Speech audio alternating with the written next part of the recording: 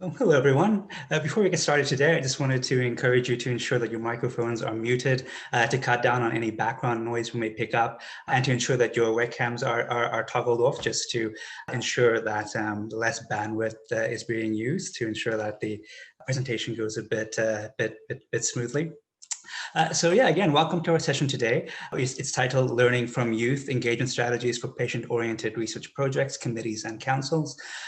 Focusing on the unique perspectives, this webinar will highlight various practical strategies that teams can use when engaging with youth and sibling partners throughout the research process or in various other projects where their input is quite critical. The session today will particularly be divided into three sections. The first will be a presentation by all our facilitators that explore youth engagement in some of the projects that they have been involved in. We will then get the group to break down into some smaller breakout sessions, and in those facilitated discussions, tease out some additional content and thoughts and ideas around youth engagement in research, and then of course bring that back to the large group where we will debrief and tie the theme together. So with all that said, it's my privilege to welcome and hand over the virtual podium today to members from Child Rights National Youth Advisory Panel, as well as CanChild Sibling Youth Advisory Council, who are jointly hosting this webinar today. So with that, Linda, there you go. Thank you, Pierre, for the introduction. And thank you so much to everyone for joining and attending today's webinar. Today, we will be co-presenting this webinar titled Learning from Youth and Young Adults, Engagement Strategies for Patient-Oriented Research Projects, Committees, and Councils. And so first, we would like to start with introductions from our facilitators from the National Youth Advisory Panel.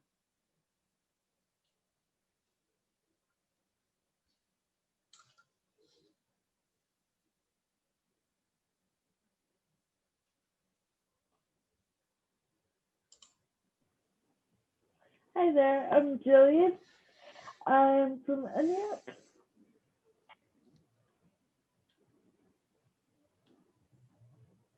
Hi everyone, my name is Julia and I'm the Administrative Assistant for the National Youth Advisory Panel. Thank you, Gillian and Julia. And Corinne is the Citizen Engagement Coordinator of the Child Right Network. She has also played an integral role in the planning of today's webinar, but unfortunately she couldn't be here today. And now we'll move on to the introductions from the Sibling Youth Advisory Council. We'll start off first with Hanai Davis. Good afternoon, everyone. I'm Hanai Davis. I'm a member of the Sibling Youth Advisory Council at CanChild, and I'm also a postdoctoral fellow there as well. Thank you, Hanai. Jessica Havens is a university student in Calgary, Alberta, getting her degree in elementary education. She is passionate about healthcare because of her experiences as a sibling and a patient since birth as a triplet. Unfortunately, she couldn't be here today, but she has provided a recording for today's webinar. And next we have Samantha Beaufoy. Hi everyone, my name is Samantha. I am a SibYAC member as well. Thank you, Samantha. And my name is Linda Nguyen. I'm currently a PhD candidate in the School of Rehabilitation Science and CanChild Center for Childhood Disability Research at McMaster University, as well as a graduate research assistant and trainee for the Child Right Ready or Not Brain-Based Disabilities Trial. My research interest is focused on understanding the experiences of siblings who have a brother or sister with a disability and is in the process of transitioning from pediatric to adult healthcare. And so now we also want to take some time to understand the membership of our audience and their backgrounds. Pierre, would you be able to launch the Zoom poll?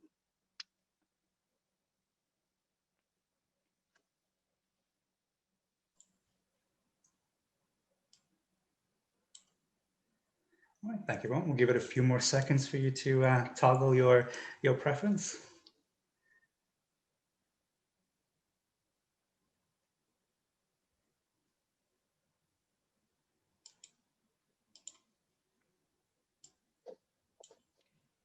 And so thank you. As you can see on the poll results, is what I'm seeing here. There's a mixture of people who are in the audience, both parent partners, youth and young adult partners. The majority of people here today are researchers, as well as we have trainees, a healthcare provider, and other people who are also attending today's webinar.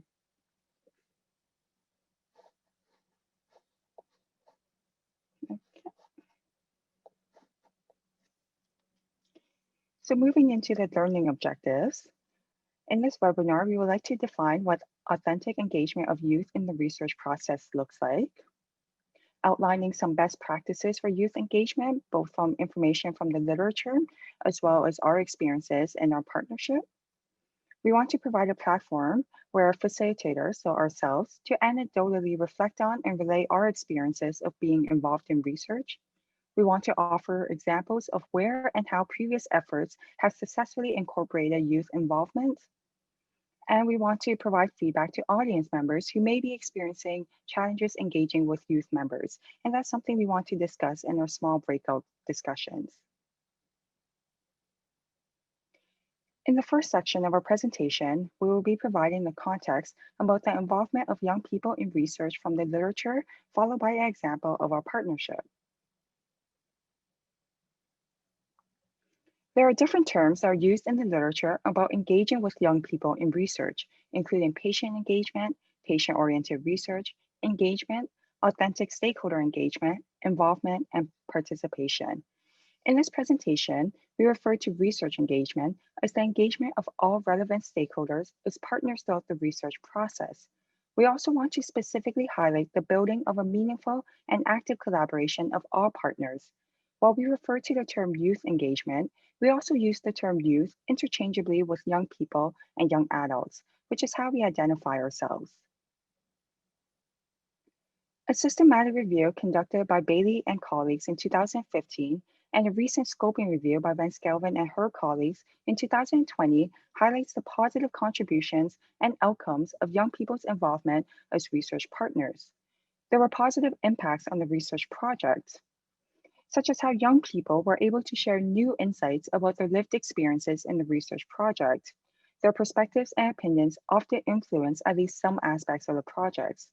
Some examples of how young people influence the research project included increasing the relevance of research questions and prioritizing the types of research questions to address in the study. They also increased the usability of practical tools for participants. They improved accessibility of consent forms and questionnaires, such as the wording of the question so that it made sense and it was clear for participants. And they also increased media attention for the study. The participation and partnership of young people as research partners also influenced and had an impact on themselves. They were able to learn new knowledge and skills. They developed confidence and self-esteem. They felt empowered to share their lived experiences as a way to contribute to the research project. They built new experiences and relationships with members of the research team. They felt valued for being able to share their lived experiences and stories to make a positive contribution to the research project. And throughout the whole process of partnering in the research project, they were able to learn more about themselves. Frameworks can be helpful to identify strategies for how to support young people as research partners. The Canadian Institute of Health Research has outlined a patient engagement framework for their strategy for patient-oriented research. While there are multiple frameworks for how to engage with various stakeholders, we highlighted this framework to provide some general principles to meaningfully engage with stakeholders. There are 4 principles in this framework. Inclusiveness involves integrating diverse perspectives into research in which stakeholders can share their lived experiences. Another principle involves providing adequate support and flexibility for stakeholder partners to fully contribute to discussions and decisions. For example, creating safe environments to share perspectives. Mutual respect includes acknowledging and valuing the expertise and experiential knowledge of all stakeholders on a research team.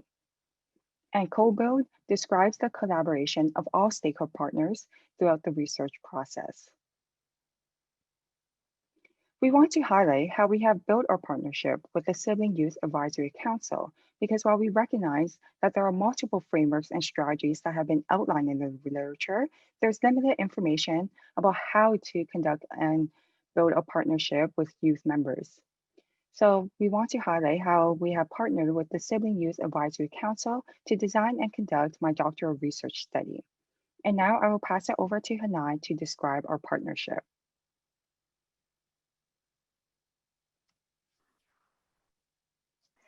So in Linda's doctoral studies, she established the Sibling Youth Advisory Council, who have been research partners since 2018.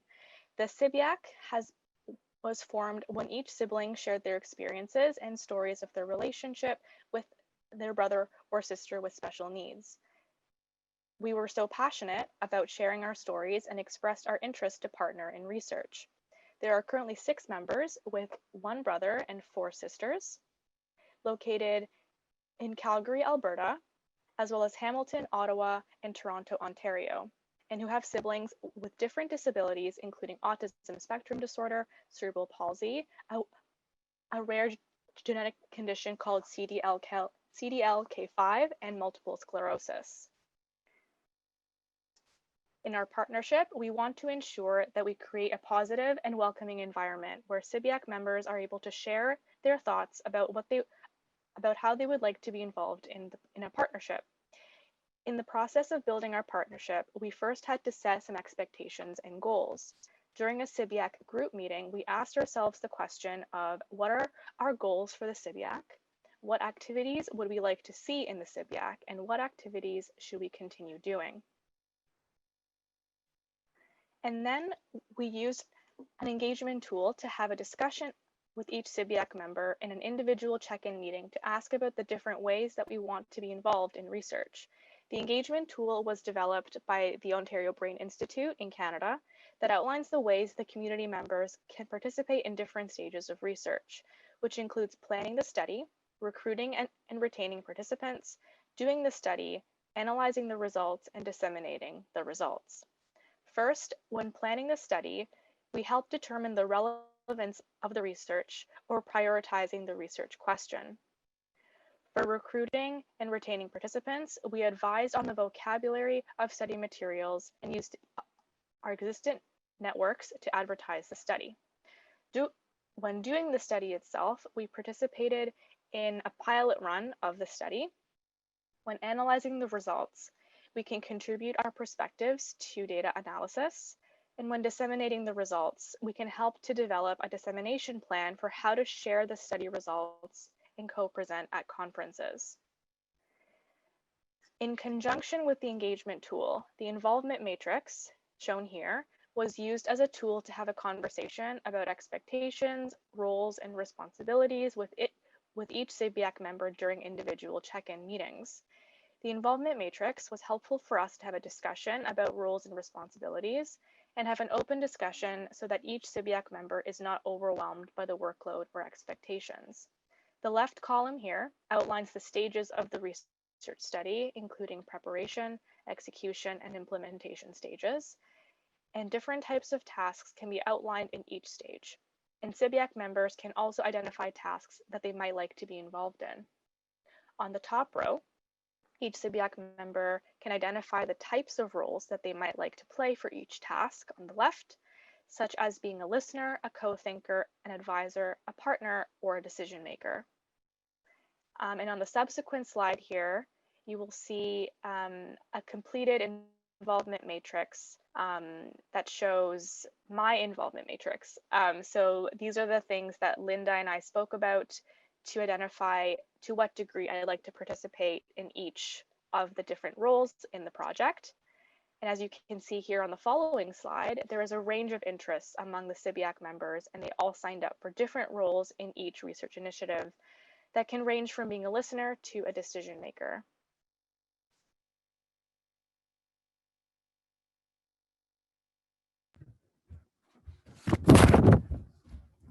So our sibling research partnership has continued to evolve as we work together to design the brothers and sisters involvement in healthcare transition for youth with brain-based disabilities, the BEST SIB study. We identified that there was a need to raise awareness about the role of siblings of a brother or sister with a disability, with both healthcare professionals and the wider community. There is also a current gap in the literature in which there are no resources or programs for older, typically developing siblings about how they can support their brother or sister with a brain-based disability who are preparing for healthcare transition. Based on the SibYAC members' experiences and information from the literature, we identified that there is a need to conduct this study. The purpose of the study is to understand the roles of siblings who are between 14 to 25 years old, who have a brother or sister in high school with autism spectrum disorder, cerebral palsy, epilepsy, fetal alcohol syndrome disorder, or spina bifida. The qualitative study is designed as an exploratory case study as designed by Yin, in which the case will be the siblings who have a brother or sister with a brain-based disability, and I want to explore the siblings' experiences. When identifying study models, the SibYAC encouraged the use of creative methods to engage with youth participants, such as photo facilitation. We thought that the use of photographs could encourage youth to speak about their experiences.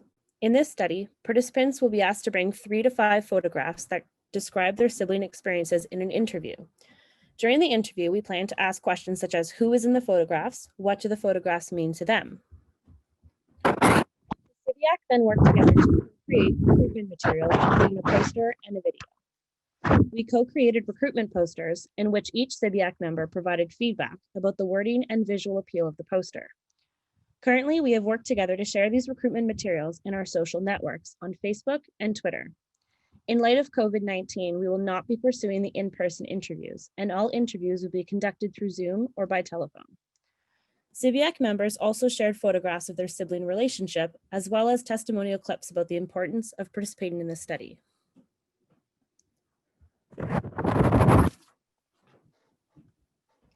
So in this presentation, we illustrated how we built our partnership with the SibYAC. After this webinar, we will be circulating a PDF handout of projects that have engaged with youth and young adults. The handout will include the hyperlinks to the project websites if you want to learn more information. The handout will include a list of ChildBright projects that are also engaging with youth and young adults in research, as you can see here on this slide. And the handout will also include a list of other projects and or family advisory councils that members of the SibYAC have had experiences in partnering with. This handout is a living document, and we encourage you to let us know if there are other patient and family advisory councils that may be available in your region after this webinar. And now I would like to share our next section of the webinar about general engagement strategies for partnering with youth and young adults in research. This section is a recording that was provided by Jessica Havens. So I will now play the recording. Hello, Jessica. It's great to have you here today. I understand that you can't be here live for this webinar, so it's great that you're able to really come here and share some messages today with the audience. So you have had experience as a patient partner on many research projects before. Could you describe these experiences and what kinds of projects and activities that you have been involved in? I was 12 when I joined my first council at the Alberta Children's Hospital. And I think since then, I have been a part of 7 distinct committees and different initiatives throughout the years. And actually, if you reverse those numbers, I'm 21 now.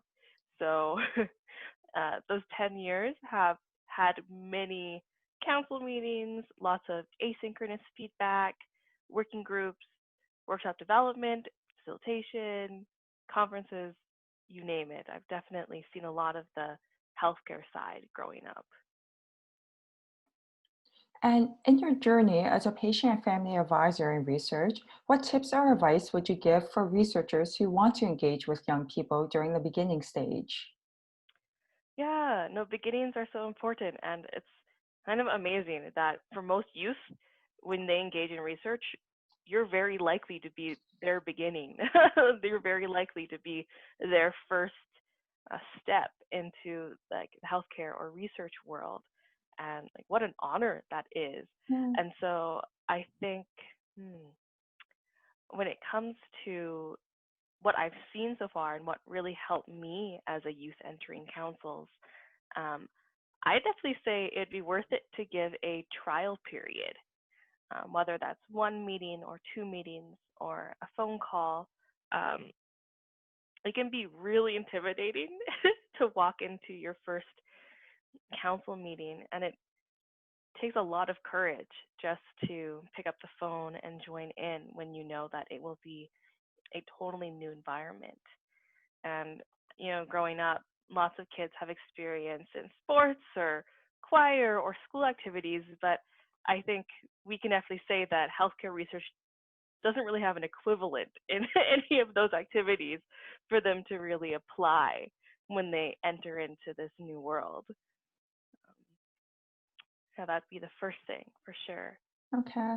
Yeah, that stuff is so important to give that trial period. And you mentioned around the fact that sometimes researchers are that first point of contact for youth to become engaged and to be a part of research. Once they are a part of research and they want to be able to partner and to be a member of the team, what would you suggest as a way to engage with youth and young adults during meetings with research team members? Yeah, I think especially if we're still considering the beginning stages of these meetings, um, one major thing you can do is actually contact them directly before the meeting even starts. Instead of, or in addition to contacting their parents or guardians, because I mean it's their perspective that you want, right? And it's also not their doctor or healthcare professional's perspective that you want. It's the youth's perspective. Because I found that, when these councils actually contacted me directly, especially at 12 or 14, it made me feel so confident. Like, adults rarely, except for my teacher emailing about an assignment, right? I never got emails at that point. And to have one where I had to like think formally and think like almost professionally uh, was so cool to me that I was being asked to do that. And it helped prepare me to take on that tone and to have confidence later on when I was in meetings. I think leaving the choice up to the youth about how they want to be communicated with is something that will immediately help that young person engage more comfortably and confidently with the team that you're running. And you bring up such an important point with understanding that and recognizing that youth want to have a say and want to have their voice heard as part of a research team. And one of the very first steps at the beginning stage is to directly contact the youth and providing them with that choice to how would they like to be contacted, whether it's to themselves personally as a youth or with both them and their parents. So thank you for sharing that. So what advice would you give for researchers as they continue to build their relationship with youth and young adults? I think compared to the amazing relationships and the amazing learning I've had with the teams themselves, my biggest like adversary has been jargon. It's been all these healthcare terms and literacy terms that, using formal terms and so many acronyms, it's like you're jumping in with no dictionary, with like there's no navigation chart for all these new words that are often thrown at you. And I definitely have memories on councils where I would be super shy, really worried about participating amongst all these adults on these councils. And eventually there was just some words I was like, oh, it's been 10 minutes and I still don't know what's going on. I have to ask what this means. Constantly asking for acronyms and different words to be defined. And in some ways, that breaks the ice, I think, for participation, because sometimes you just don't have anything to add in the beginning where you're getting used to a council. And so be able to raise your hand and at least voice anything in a meeting, even if it's asking for a definition, breaks the ice and makes it easier to speak in general. Yeah. Were there anything that you saw as part of research teams to help avoid that jargon language? Oh yeah, I remember that there was one or two teams that would give out jargon cards at the meetings. It was like I got to give a yellow card, but to health professionals instead of on my soccer team. And it was really nice, actually, that I remember, because it took the pressure off of me from having to interrupt, right? I could just wait there and go, jargon, and wait for the co-chair, whoever was facilitating the meeting, to be like, oh, somewhere in the words we just spoke, there was something that needed to be defined. And that took the pressure off my mouth and made it so easy to be like, help. Right. And I think with COVID-19, a lot of meetings aren't in person anymore. And it might actually be easier then, to have someone in front of a screen and go, jargon, or to utilize the chat box and go, definition, acronym please, jargon, it definitely with technology has taken the pressure off of us, the youth, to dig around and find what words mean. Yeah, and those are important strategies to think about, making it easier in some ways for youth and young adults to share when, or even to ask questions when there is jargon. So kind of to think about wrapping up our discussion today, and reflecting back on your involvement, what do you wish you had known back then as a patient and family advisor? I had no idea like how well even youth advisors were looked upon until I got older and I aged out and I was talking to other adults and they're like, whoa, look at what that youth is doing. Isn't she awesome? Isn't he great? I can't believe he's so well spoken. And I don't know if this is prideful of me, but I was like, wow, I bet they probably said things like that about me when I was young. I wish that I had known that they liked having me there. You know, I really wish that these healthcare professionals and these researchers would be more vocal about encouraging others. One of my favorite quotes is by a person called Shannon Castile, and she says that encouragement releases courage. And in all these healthcare settings where so many things are new and it often requires a lot of vulnerability from the patient side, encouragement and courage is so necessary. And so, yeah, I would definitely say please continue to encourage your youth members. Give them different options to participate if you notice that they like to write things down or if they like to email after or like one-on-one phone calls.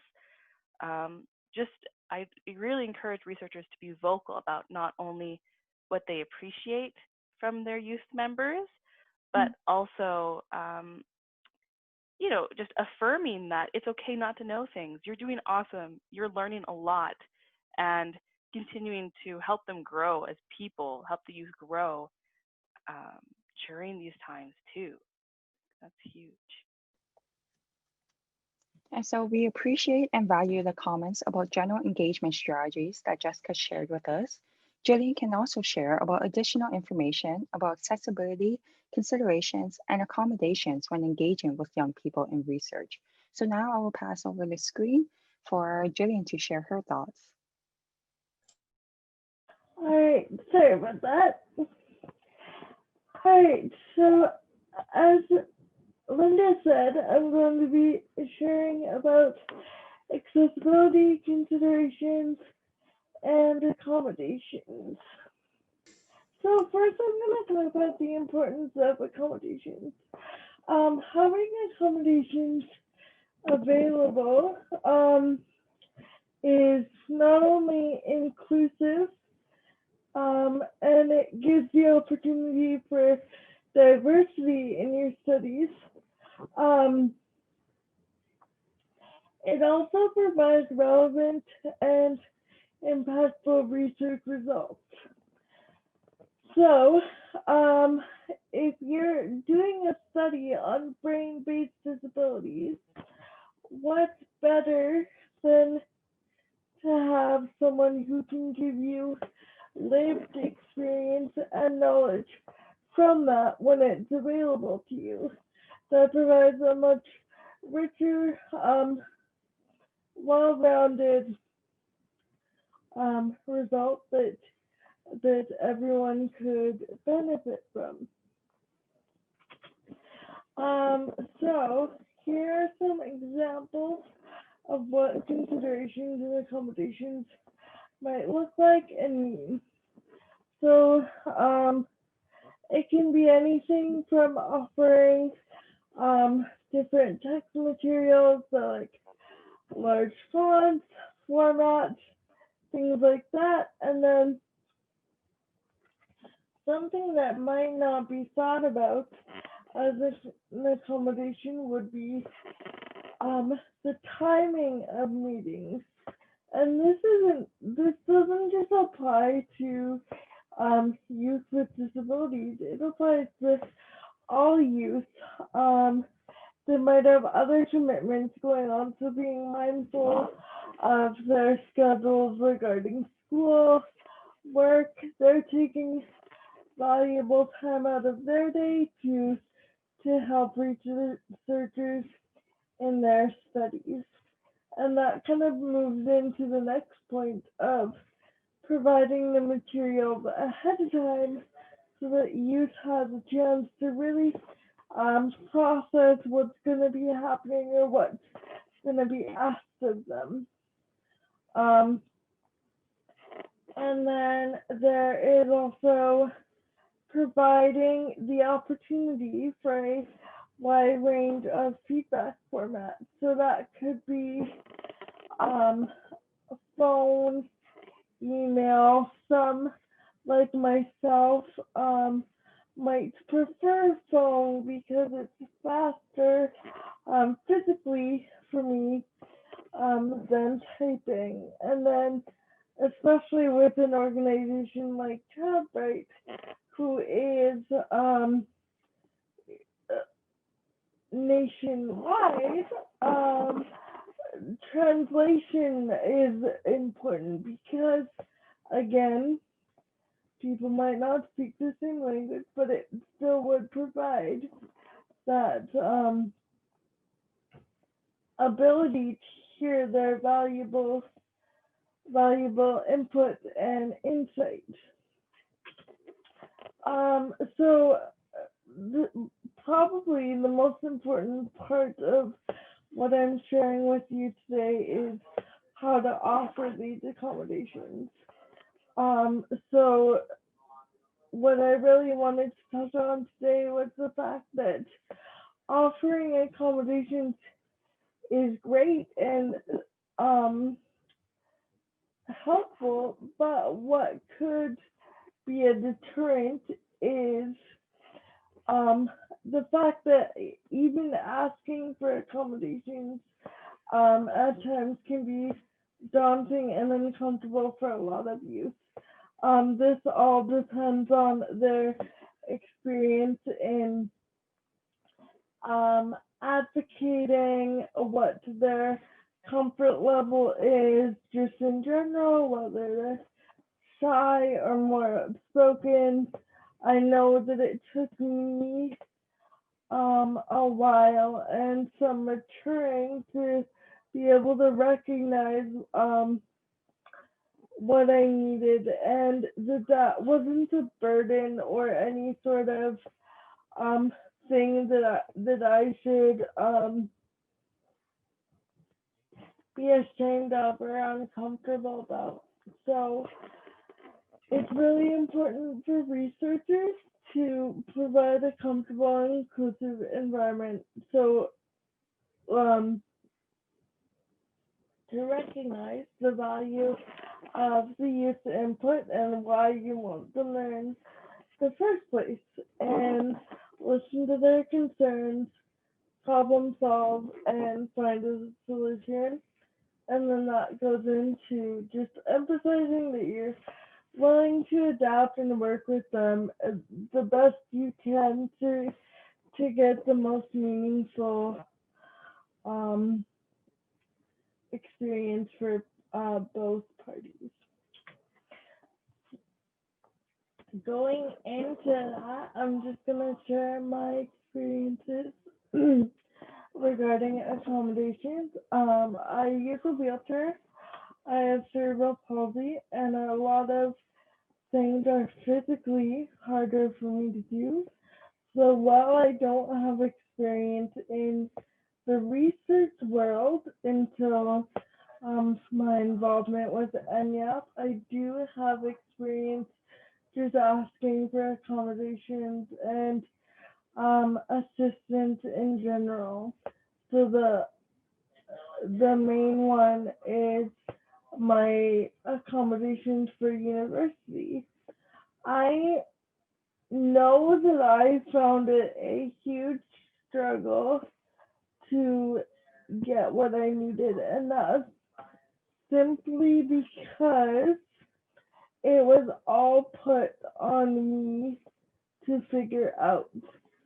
And I think that offering accommodations should be a team effort. It should be something that the researchers and youth work on together to to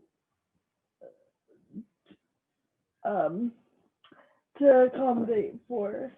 And I think that is super valuable because it lets the youth be comfortable and not have that be a concern. Being a person with a disability, it's always something that is at the forefront of my mind, having to, oh, is this going to be accessible? Is this going to work for me? And I think that having at least one situation where that's not a worry or a barrier is really valuable.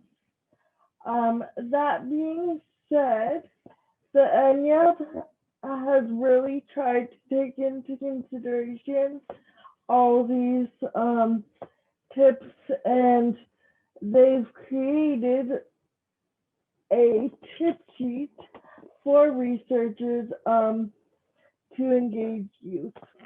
And I think Julia will talk more on that. So I'm going to stop sharing my screen. If you want, Gillian, you could just leave it on there for just a minute as I just talk over it. Thank you. So thank you so much, Gillian, for sharing your personal experience with us today. As the NYAP Administrative Assistant, I work alongside our coordinator, Corinne, to ensure that accessibility and accommodations are also taken into consideration and applied when working with the youth advisors of the NYAP, including Gillian. We have some accommodations that are provided to all. So for instance, all advisors receive the meeting materials 5 to 7 days ahead of meetings so that they may prepare for the meeting and read all the materials at their own pace. We also provide documents to members in their preferred language and offer tools such as text-to-speech software if needed. Other accommodations take into account the individual needs of the panel members to ensure that they can participate fully. Our coordinator, Corinne, meets with them individually to discuss their accommodations and make adjustments if needed. And as Gillian just mentioned, lastly, the NYAP collaborated to work on a tip sheet, which was published in February of 2020, to share with researchers who wish to engage youth in research. They were involved in deciding the content for each tip, the order in which they are presented, and the design of the tip sheet along with the Child Right Communications team. Some of the accommodations that were taken into consideration included taking into account the preferred language of the members and offering different means by which they could provide input. So for instance, by email or by phone. These tips can be found and downloaded from the citizen engagement page directly on the Child Right website. And in fact, the NYAP and the SibYAC will be working on a second version of this tip sheet to add the sibling perspective and additional tips around health literacy and other engagement strategies and accommodations when engaging youth and sibling partners in research. So for the purpose of this PowerPoint, we didn't upload the entire tip sheet. So here we just have the headers about for each tip, as you could see. And as I mentioned, it can be found, the tip sheet itself can be found in both English and in French on the Child website, and it will on the Child Right website, and it will be shared with you later in a package as well. So I'll now pass it back to Linda to begin the breakout session. And thank you, Gillian and Julia, for sharing these messages about these tips and strategies for engaging with young people in research. We would also like to hear from the audience about their experiences in engaging with young people in research by having small discussions in breakout rooms. And so now each breakout room will focus on a specific topic, which are overall perspectives, considerations, and experiences of youth engagement.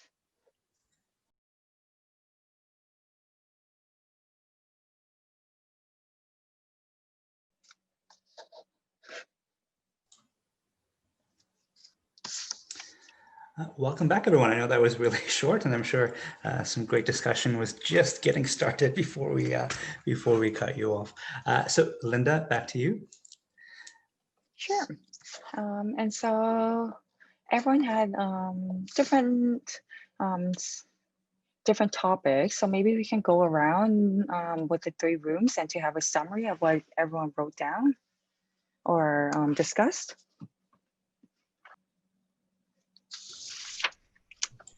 We can start off with the first room, which is overall perspectives about youth engagement. So that was with Samantha and I. Either a volunteer from the group or they themselves can share.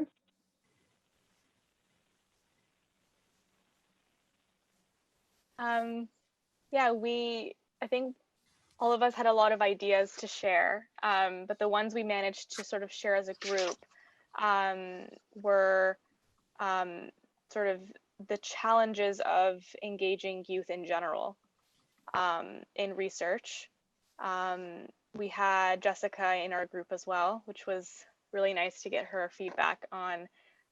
And we had participants speak about siblings being a different category of youth engagement than the youth themselves with a disability or a chronic condition.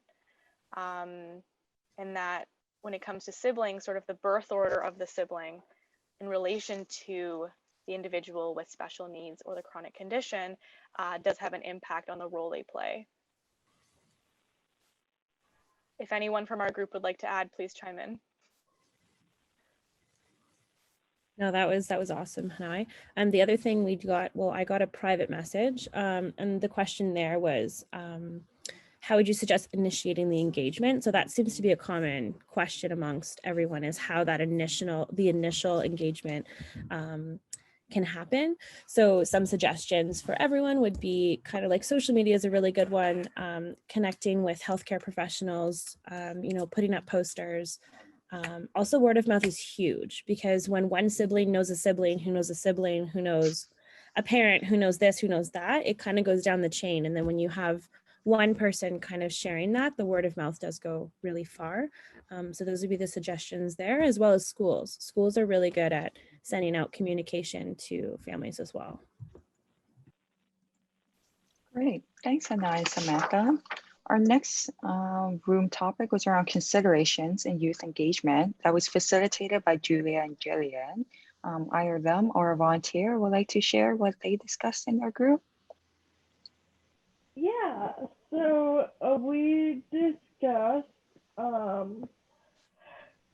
what would be important for the youth to know before joining their study, and some of the things was time consideration, what is the goal of their study, things like that. And the first question, I don't know if Julia wants to take the lead on that. Sure, Gillian. So for the first, just as an icebreaker activity, we asked participants to share words that came to mind when they thought about engaging youth and young adults in research. So I can just share just a few of the words that came up. So things like empathy, communication, creating an inclusive culture, partnerships, being clear about roles, and allowing them to make mistakes. So these were just a few things that participants shared as things that came came to mind, and also adapting and understanding. Sorry, those were two of them that were included in the chat. So also adaptation and understanding the youth's needs. Great, thank you, Gillian and Julia. And within the group that I facilitated in, we also did something similar where we wrote down keywords that came to mind when engaging with young people in research. So around the words included as complicated, time, commitment, challenging, the importance of doing it together, but challenge could also be lack of direction. And we also discussed one of the challenges is around the heterogeneity of youth. If you're involving someone who is 16-year-old versus 22 years old, the engagement experiences can look very different. And it sounds like there's a lot of discussions across the groups, a lot of different topics. So I am aware of the time and kind of thinking about wrapping up this webinar. If we can go around among the facilitators as one key message in a sentence that you would like the audience to take away from this webinar. And we can go around the room in alphabetical order. We can start off with Gillian. So one key message I think would be to work as a team, and adaptations are not only for those with disabilities, but just for youth in general, or just people who have other things going on, just to be mindful of all that. Thank you, Gillian. Hanai? I echo Gillian's comment. I think from the sibling perspective, I think it's, as well as from the youth, but from my experience, I think there's huge value in recognizing the nuances of the uniqueness of each experience, and being able to see how everyone's experiences connect in the community, to really be able to support everybody that's been touched by and is living with, you know, the disability and the condition and the lifelong journey that we're all on together. Thank you. Jessica? Yeah, so I actually think whether it's as a sibling or as a youth and like with patient experience directly, it's really key just to be flexible and adaptable. It's kind of funny that it's the first time for the youth, but it's often, I actually realize now through our breakout room discussions that it's also the first time for a lot of researchers and healthcare workers too. So I think, yeah, being adaptable in the beginning of these partnerships and, you know, keep in mind those practical things like trial periods and communication options, and just being really vocal with encouraging one another and having like a culture of encouragement with the youth and among the researchers in a team. That'd be my key message. Thank you. Julia? So I would share, I mean, echoing off of what everybody else has been saying as well, I think it's really important to be working together as a team and for researchers to be listening to what the youth have to say. And as Jessica had said in her video, it's also asking them because they might not want to share it at the beginning. So taking the time to listen and also to ask those important questions. Thank you. Samantha? I think one of the ones for me would be to take that first step and to really, you're not doing anything wrong by, you know, sharing. If you're having, you know, a hard time with getting people to be in your research project, maybe it's the way that you're sharing it. I know as a youth, it could be very daunting to all of a sudden have this person ask you and you don't feel like you really have anything to say. You don't feel like what you know is valuable. So really treating that person with, you know, explaining to them that they are valuable and explaining that their point of view and their experiences are very much needed. And thank you, everyone. I echo everyone's thoughts. And to wrap up, it's really to think about clear communication among everyone, not only at the beginning of a project, but throughout the research project. And I think that is not only just the project that's growing, but also the partnership throughout the whole process. So thank you. And with that, I'll pass it over to Pierre to wrap up the session. Right, thank you, Linda. And yeah, thank you for everyone for sticking with us through to the end, even though we're over time. And especially thanks for all the facilitators who joined today and shared all their experiences and some of the projects that they have been involved in. So with that said, we'll wrap things up shortly. We will touch base with you in the next day or so with some of those materials that were mentioned throughout the session today, as well as a feedback survey. And it seems like this session has stimulated quite a bit of discussion amongst all the participants. So I would highly encourage you to just make mention of some of those topics you would want us to perhaps explore in some future offerings. And with that, thank you so much. Enjoy the rest of your afternoon, and we hope to connect again soon. Bye.